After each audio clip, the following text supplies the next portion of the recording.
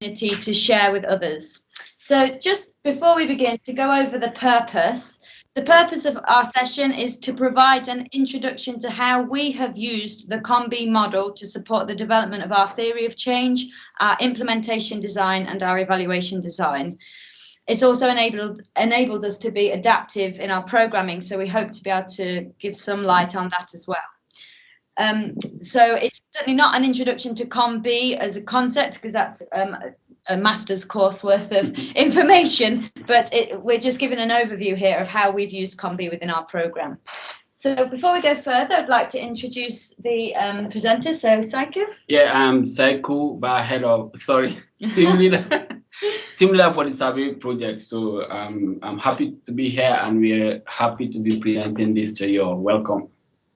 Thanks, Saiku. Fanta? Are you on mute, Fanta? Okay, we'll try and get Fanta in. Fanta is the program manager for SABI, so she's also... Oh, you're on mute, love. There we go. Hello. Hi. Yes, hello everyone. I am Fanta Dabo, the program manager for the SABI project. Thanks, Fanta. And my name's Amanda Bangora. I'm the outgoing team leader for SABI. So I've been with SABI for 3 years, and with a heavy heart, I'm moving on, hence outgoing. And then we've got Saiku now, who's our team leader. Can I just check before we go any further? Can everyone see my screen? I'm sharing the presentation. I just want to ensure that everyone can see that. Caroline, how best to check that? Yes, it's coming up clearly. Yep. Okay, great, thanks. Okay, a few boring notes from me before we kind of get into the meat of it, but just to let everybody know that CoP is a model or a framework that was developed by academics at the UCL, University College London Centre for Behaviour Change.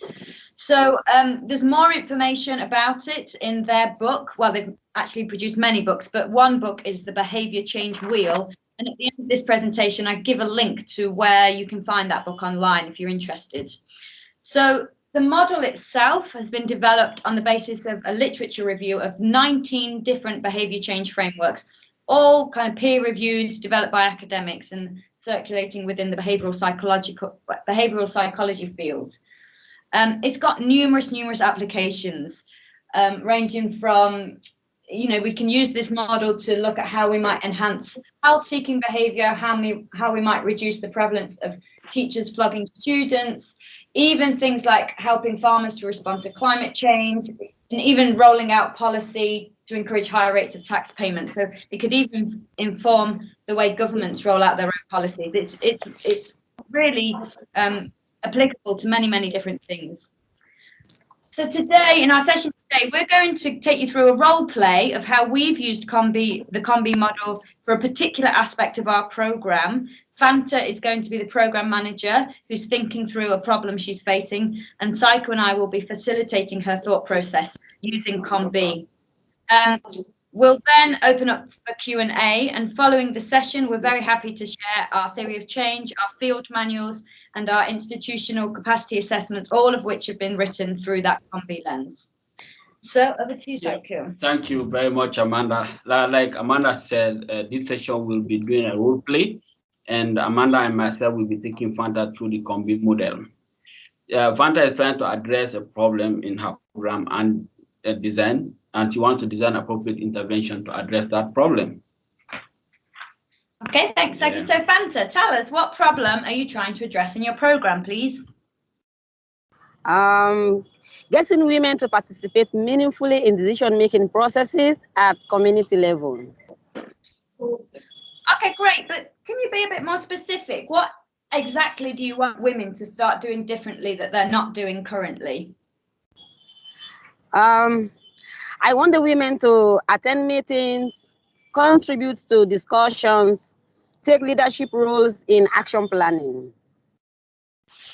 Great, brilliant. So that's quite a wide range of different things you want them to start doing. To be the most accurate in our analysis, I suggest we focus on one specific thing that you'd like women to start doing that they're not currently doing. So what might that one thing be? Okay. I would like women to speak during meetings, sharing their ideas, opinions, and views on the issue being discussed. Okay, so we've got our problem, and this is what we'll focus our analysis on. So to start with, can you just think of some general reasons that you think might stop women from speaking during meetings? Now, we're going to speak generally here about women as a general group, and obviously there will be differences within individuals of that group. Not every woman is the same. But for the purpose of this process, we can start by being quite generalistic and come at it from a general perspective. So tell me, Fanta, in general, what do you think are the reasons that stop, or the causes that stop women from speaking during meetings?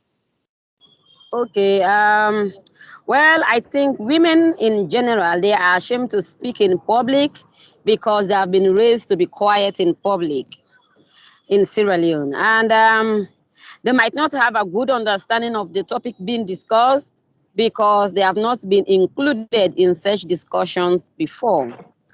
Maybe they are afraid of the consequences of speaking openly in front of their husbands in case the husbands disagree with what they say.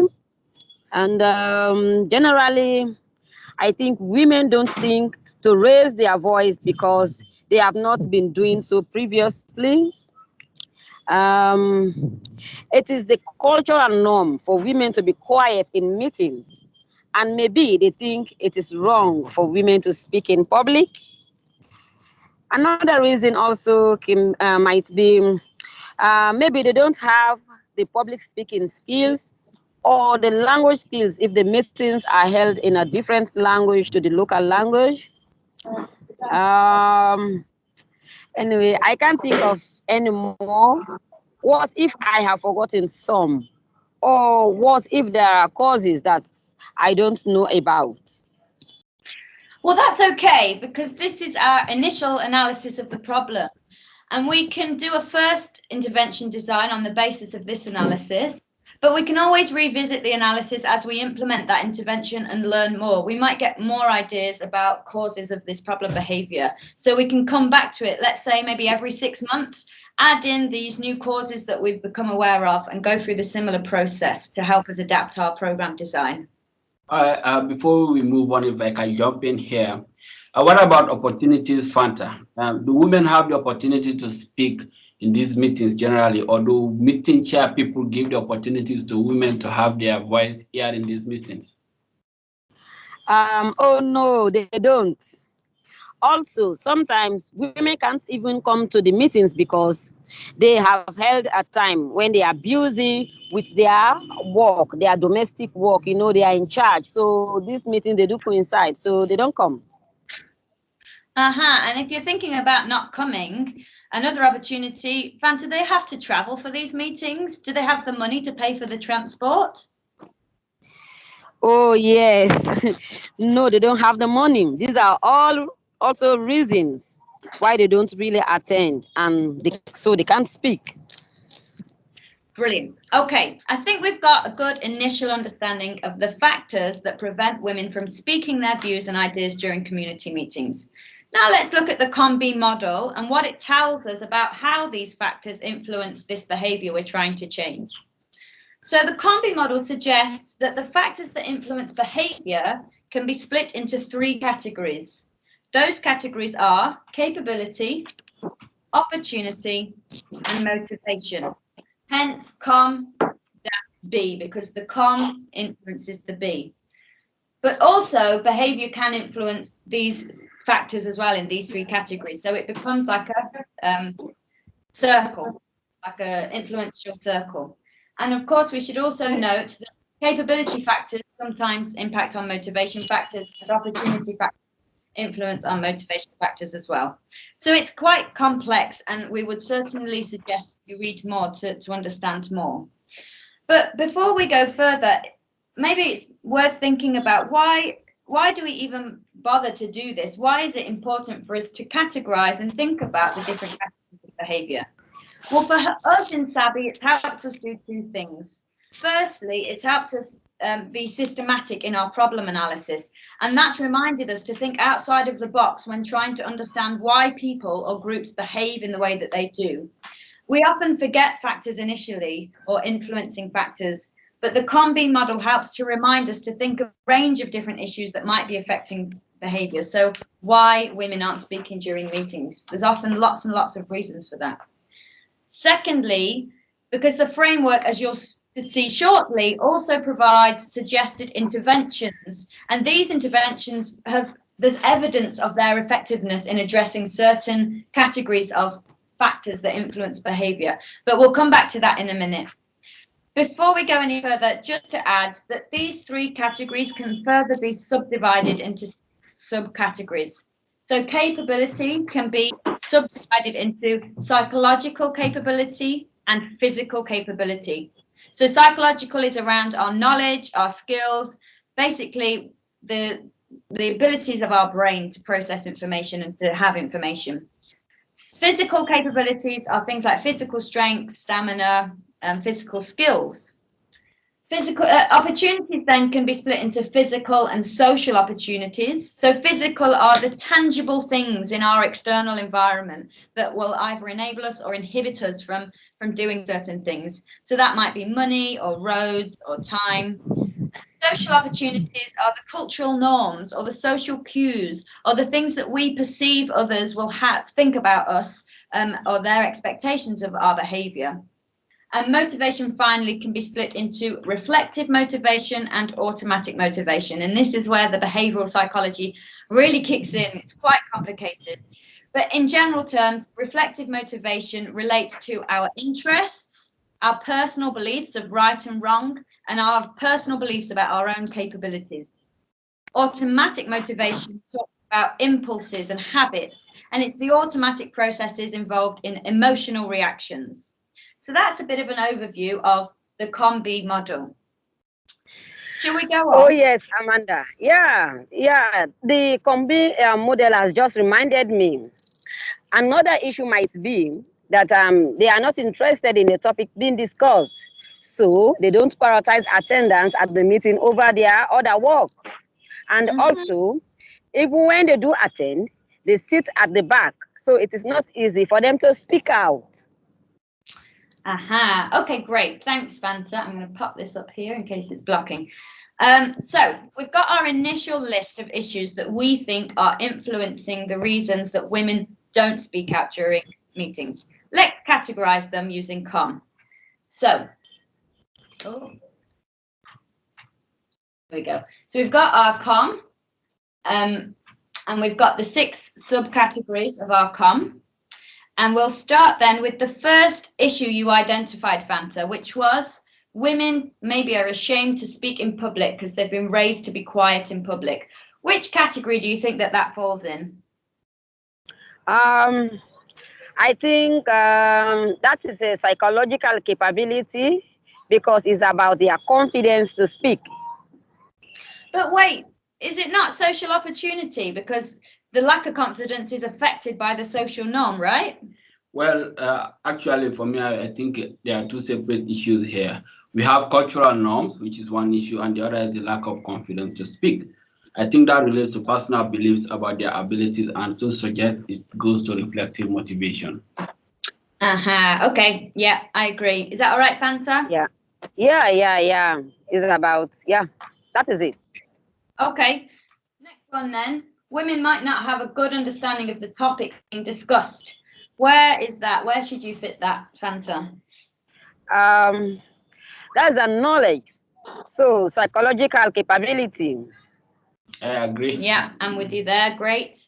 Next one. Yeah. Maybe women are afraid of the consequences of speaking openly in front of their husbands in case their husbands disagree with them. Where would that go? Reflective motivation because it relates to confidence. Well, I see this maybe will be a social norm that allows violence against women. But what about automatic motivation? Because the issue here is the emotional reaction, the fear of possible consequences, and it's the fear that's possibly inhibiting women from speaking. I think it's that. Yeah. I Oh, agree. yes. Okay. Great.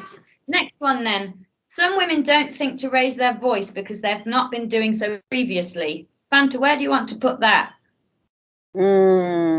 That sounds like a habit, so automatic motivation. I am in agreement. Yeah. All right, next one. The cultural norm for women to be quiet in meetings. So women might think it's wrong for them to speak publicly. What do you think, Vanta? Social opportunity. Yeah, I agree. The cultural norm issue is a social opportunity, like we said above.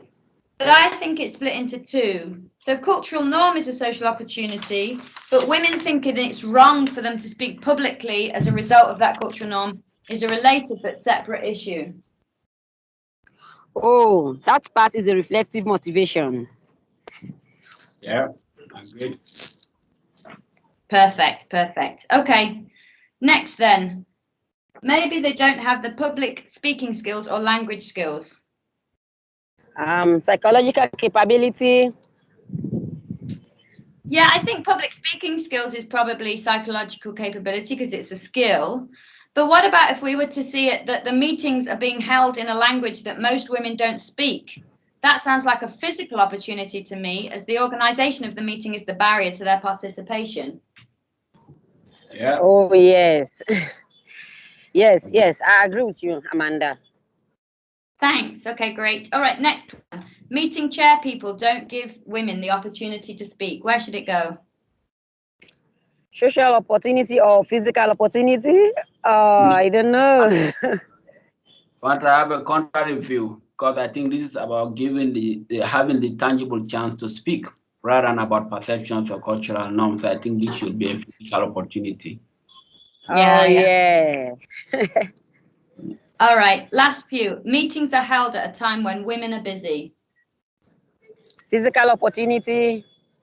Nice. No money for transport. Physical opportunity. Okay. Lack of interest in the topic under discussion.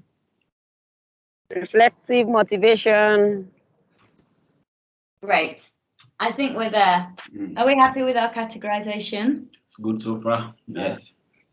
Okay, thanks, guys. So just a point here. I think, as you can all see, that categorizing these factors is always a discussion and it is never clear-cut. We've often found that factors are very interlinked, and so you might think of a factor initially and then end up splitting it across different categories. So it's always important to spend time, take the time to think these things through. But why do we spend time on this? If it's so complicated and time-consuming, what's the point? Psycho, over to you. Thank you very much, Amanda. So, well, once we have categorized our factors, we can review the intervention functions matrix that links with COM-B that the authors of the behavior change will have developed. Again, the establishment of these intervention functions and their links with the COM-B categories is based on the literature review of other frameworks and evidence of what has worked elsewhere. So the different intervention types that the authors have established are: one, persuasion. This is using communication to induce positive or negative feelings or stimulate action. Then you have incentivization, that's creating an expectation of reward. You have coercion, which is like the inverse of incentivization. Coercion, that's creating an expectation of punishment or cost. We have training, which is imparting skills. Education, that's increasing knowledge. And you have restriction, using rules to reduce the opportunity to engage in the target behavior that we change. You have environmental structure, and that relates to the physical or social context. You have modeling, providing an example for people to aspire or to imitate.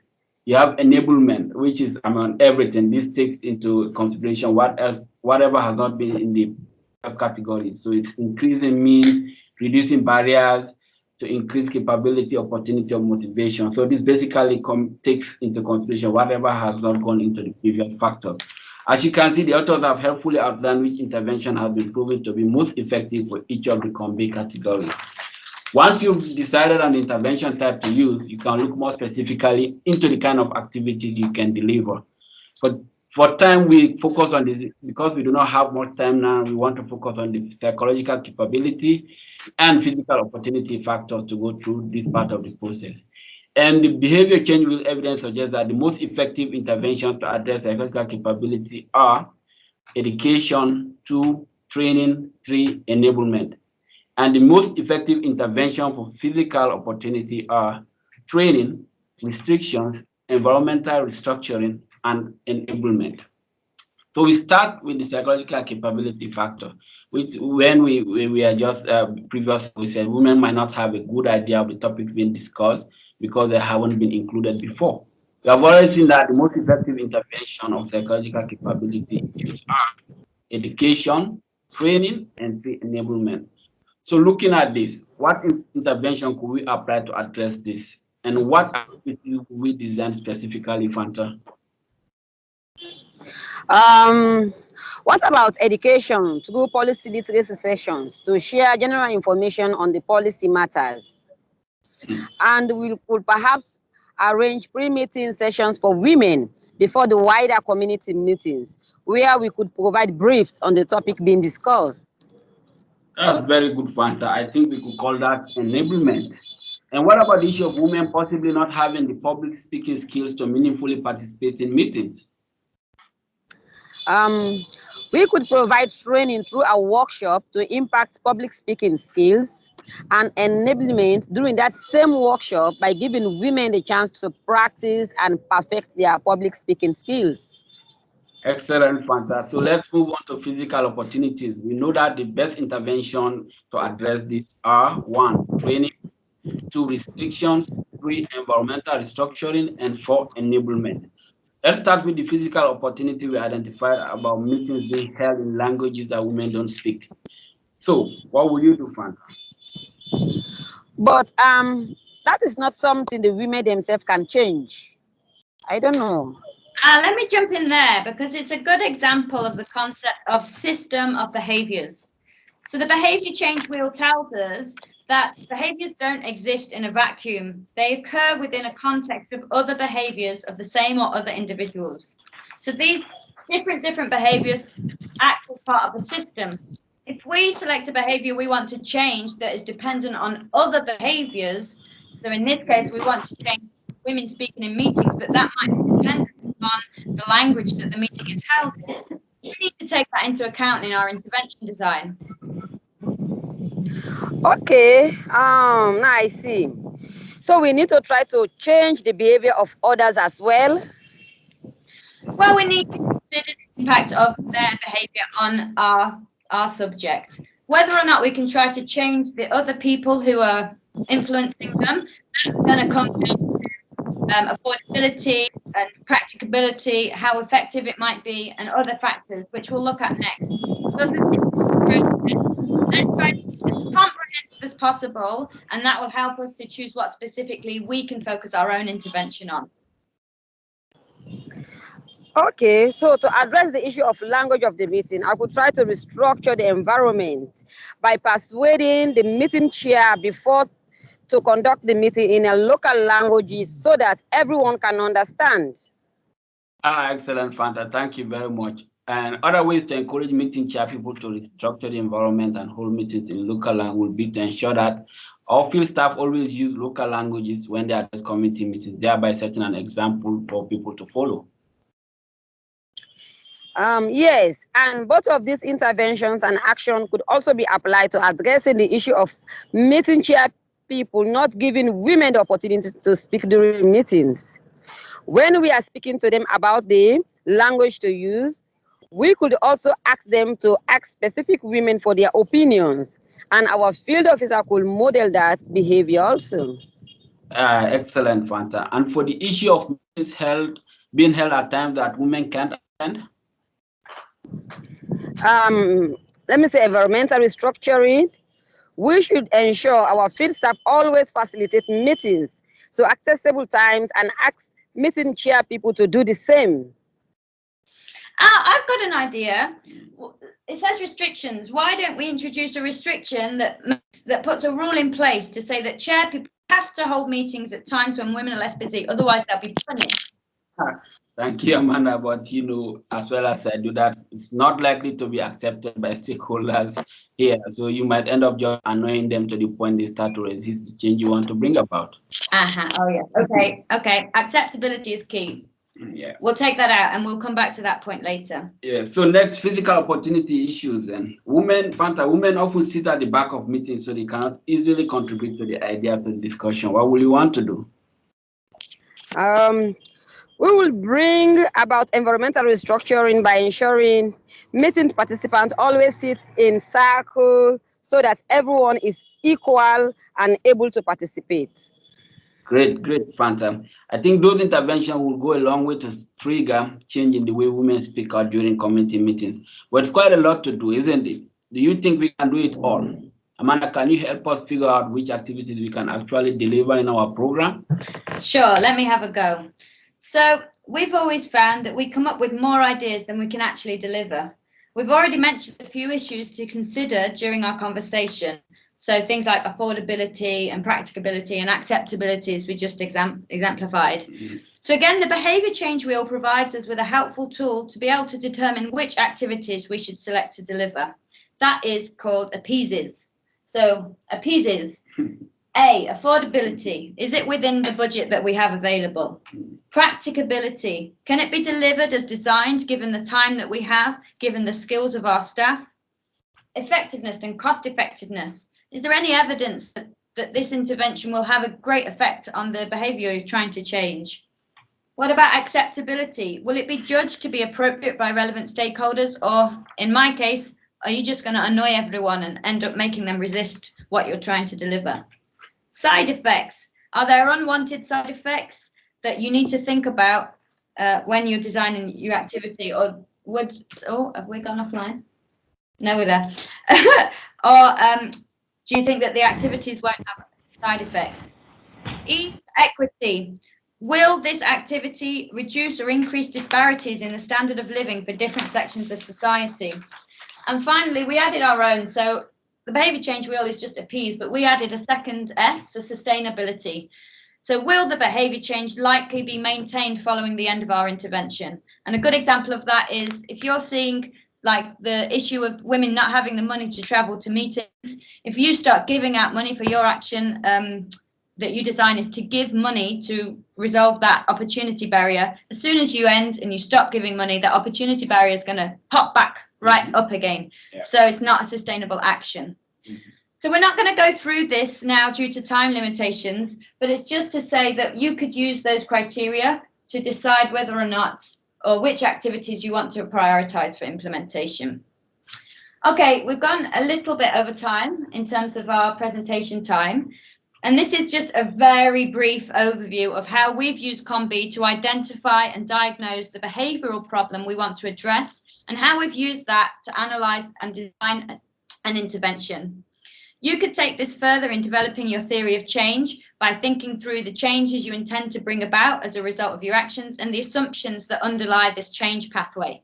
Of course, once you've done that, you can also build your MEL and evaluation frameworks around your problem analysis and intervention design and build in strategic processes whereby you revisit your analysis of the behavioural problem and you design new interventions and activities as you learn more about the causes of the behaviour through your programme. Yeah, thank you, Emma. And in SABI, we have used this approach to identify and diagnose behavior relating to citizens being dependent on NGOs for problem solving and not engaged in the state for improvement to their basic services. We've also used it to understand why localized forms of government, in our case, ward development committees and local councils, do not function effectively to deliver their mandate to citizens. We've built our analysis and intervention design into our theory of change, our field manners, and our planning reviews. And we will happily share all of this with anyone who is interested. Fanta? Right. Go ahead.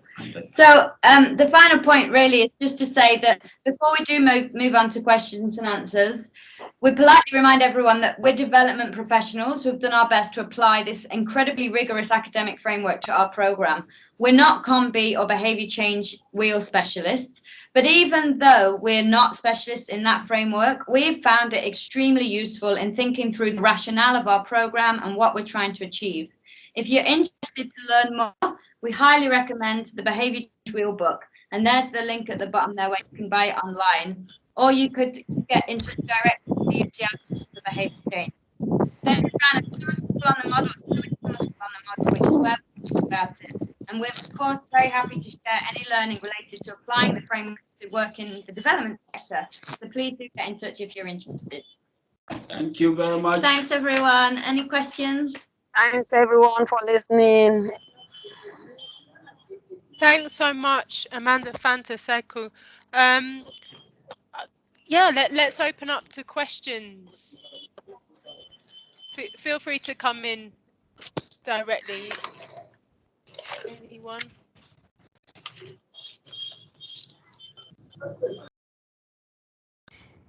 Hello, everyone. Thanks very much. That was a great presentation. This is Alex Tiernan here.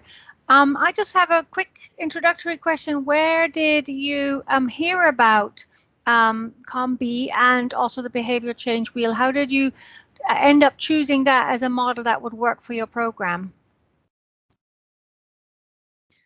Thanks, Alex. Caroline, should I go one by one? Yeah, I think go one by one. Okay, thanks. So actually, SABI was kind of established in the aftermath of the Ebola response in Sierra Leone. And when I was at Restless Development, we worked on the social mobilization aspect of the response.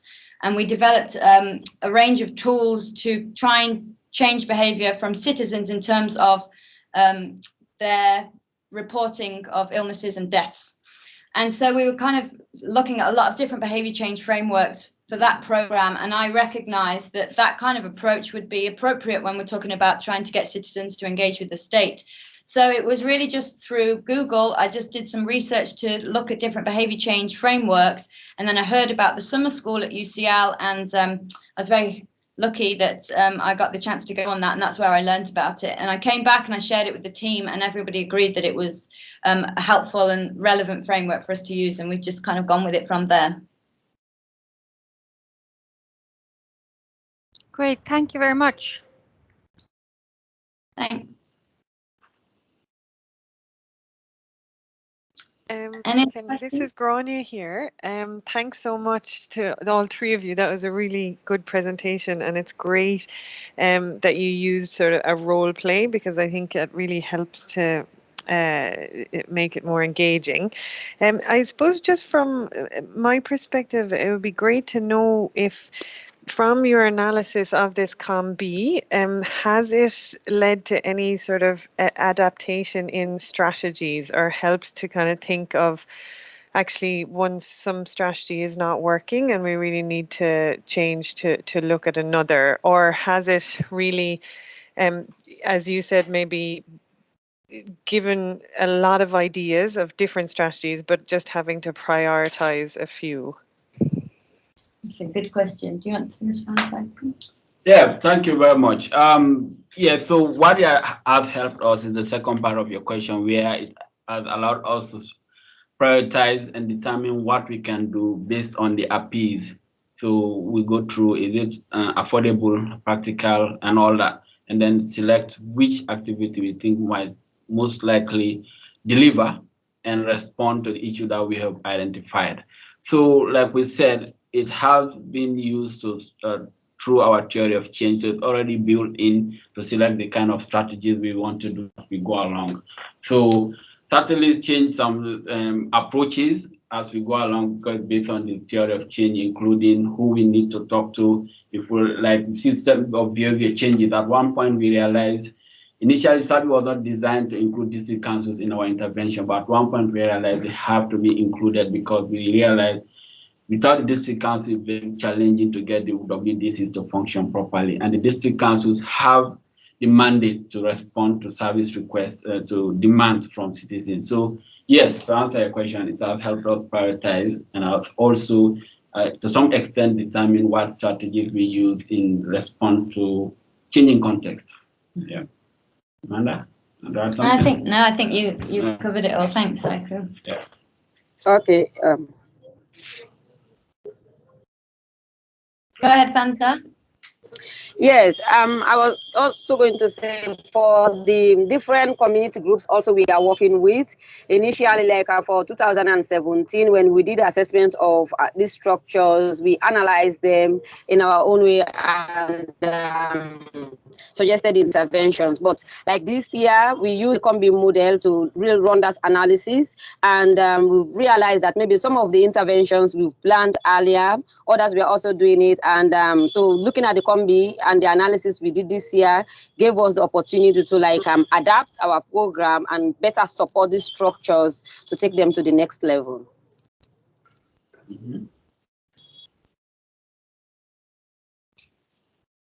Any other questions? Sorry, Caroline. Hi everyone, it's Inge here, Hi, Inge. Global Partnership Advisor in Zimbabwe. I was just wondering where the role of partners come in. Like, do you do all this analysis yourself as Christian Aid, or are you rolling this out to partner level? Vanda, do you want to respond there? You're on mute. Yes, yes, hello, yeah. This is not just done by us at Christian Aid. We are doing it together with all our partners. Like Saiko rightly said, it was during our intervention that we realized that we needed to work with the district council.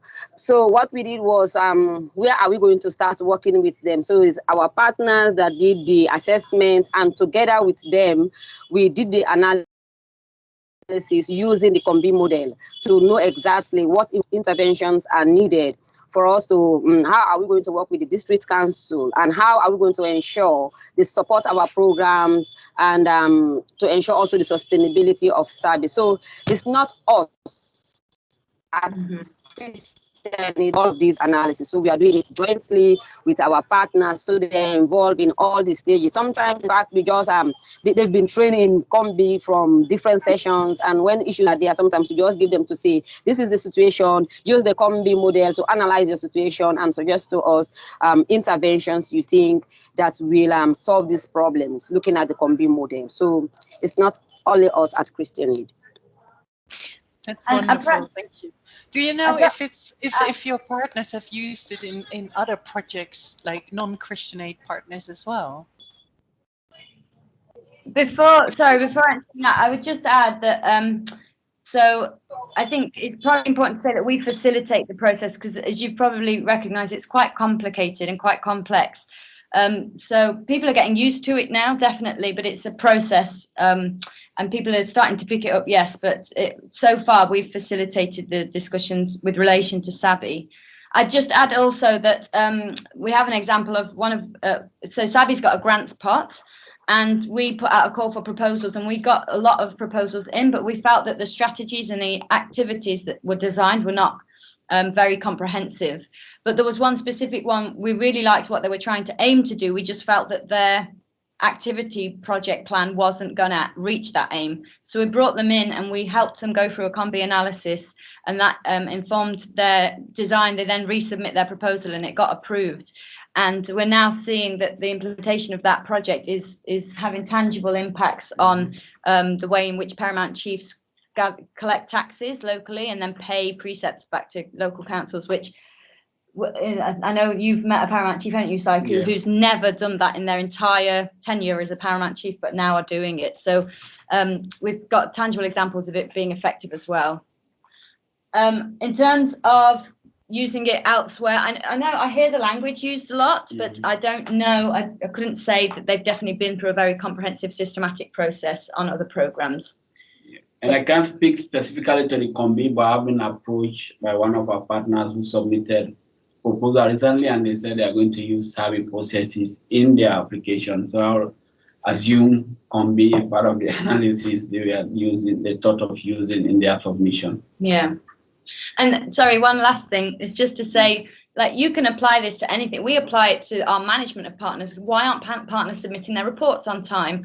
Or why is the team not able to meet their deadlines? I sometimes use it with my own family, so it can be applied so widely. And we do hear people saying things like, "Oh, it's a capability, Amanda. You've got to think about it in those terms." So yeah, I think it's slowly becoming more and more embedded within people's ways of working. Ewan had a question.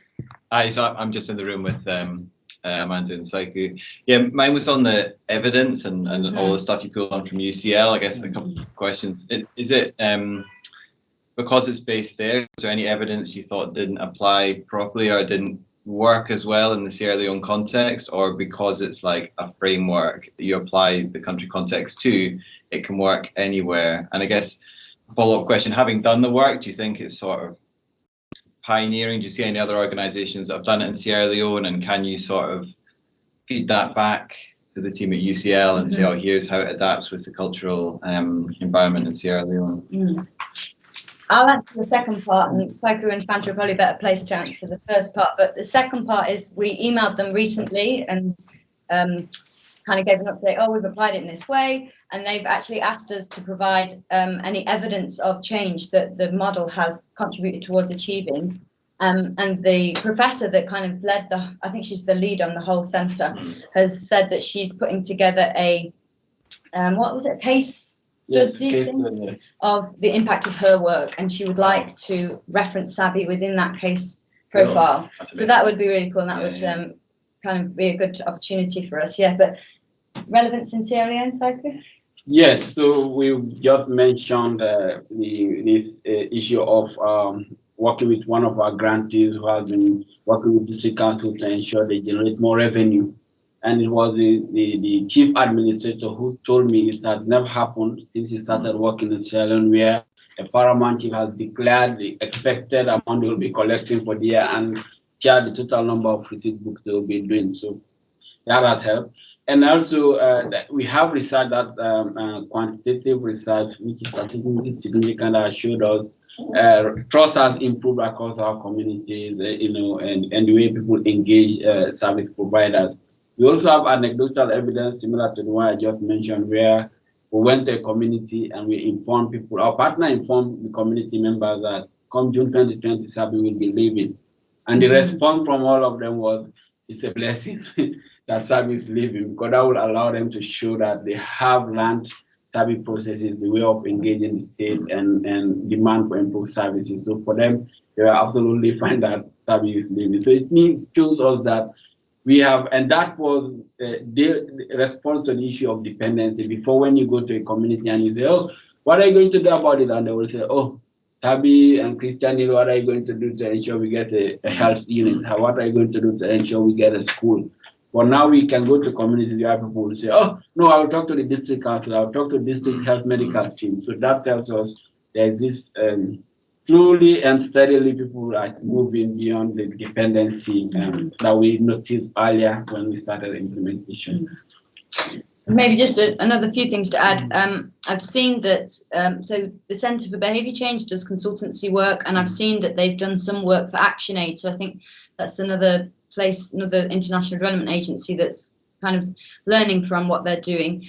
And the other point would be to say, I think they're very open to feedback, and they own the model. So if we can share views that actually we don't think this is applicable outside of a European perspective or an American perspective, then I think that they would be open to suggest that, or open to hear those suggestions. In the workshop, when they went over some of the background literature that had informed their thinking, it was very Eurocentric, and it was most of it was around kind of getting people to be more active, getting people to stop smoking, the kind of behaviour change processes that are quite often used in UK that I know of.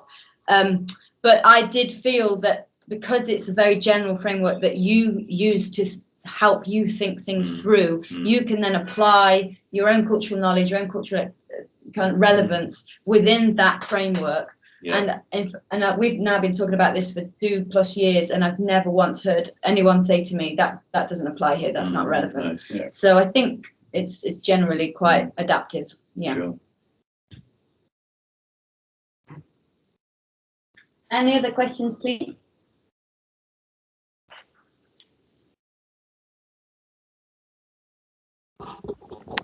Hi Amanda, hi Saiku, hi Vanta, it's Charles here. I'm a big fan of this approach. Just a couple of quick questions. Yeah. One is, how do you, I know you mentioned it earlier, but how do you get past the jargon?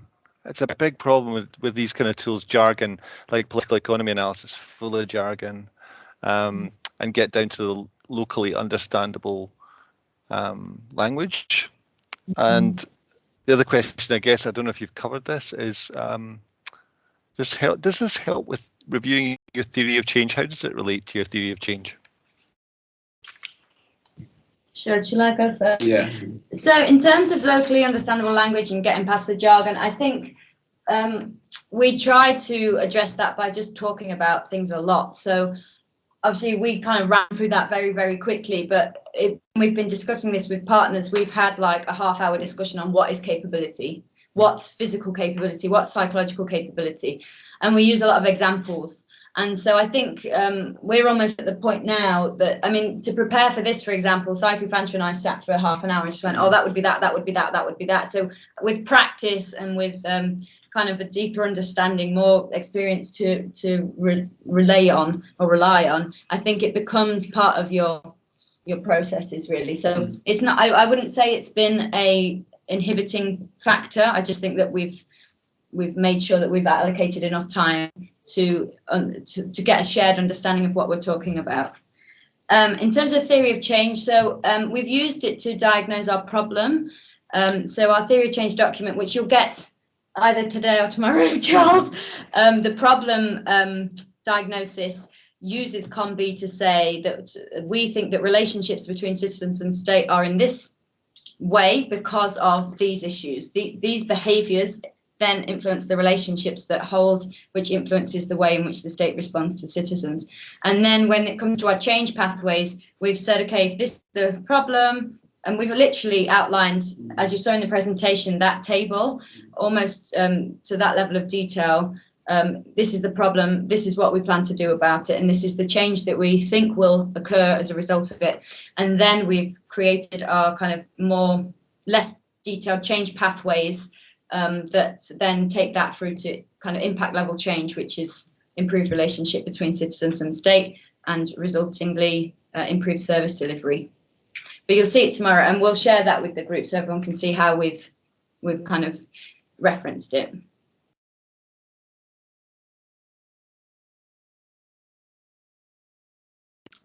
Amanda, do you, Yes, or Charles? Oh, sorry. I was just wondering if any yes, other. I just wanted. Go ahead, Fanta. Okay, no, I was just going to add that maybe how we've made sure that the partners are really understanding the jargon. So like Amanda talked about giving more time to discuss the issues, and also using different methodologies for the partners, breaking it down, using, for example, like dramatizing all of these different terms. So that has also enabled them to really understand the concept. Yeah, that's a good point, Fanta. We were trying to facilitate these processes and realizing that we were getting a bit stuck. People weren't really getting a good understanding of it. So then we just we gave an example that was really relevant to most people, which was your two parents' child is not doing their homework. And we did a role play similar to this about what the parents can do to make their child start doing their homework. And I think after that session, people were like, oh, okay, I get it. Right. Yes. Capability. Okay. Okay. So that was a bit of a breakthrough for us. I think it was about making it relevant to people's lives or work. Yeah. We've tried to do here so that people can kind of follow the process. Thanks, Fanta. Yeah.